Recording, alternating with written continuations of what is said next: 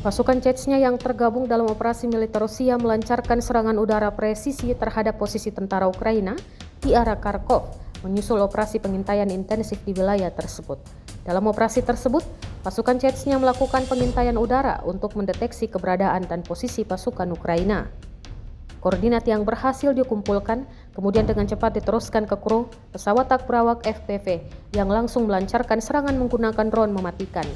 Menurut laporan pihak Chechnya, serangan tersebut menghantam sasaran dengan tepat dan menyebabkan kerusakan parah terhadap pertahanan Ukraina. Mereka mengklaim bahwa tentara Ukraina kehilangan titik benteng di wilayah itu yang secara signifikan melemahkan kehadiran angkatan bersenjata Ukraina di sekitar Kharkov. Rekaman serangan ini diunggah di Telegram pada Selasa 20 Mei 2025, memperlihatkan serangan drone yang diklaim berhasil menembus pertahanan lawan. Pihak Ukraina belum memberikan tanggapan resmi terkait klaim ini.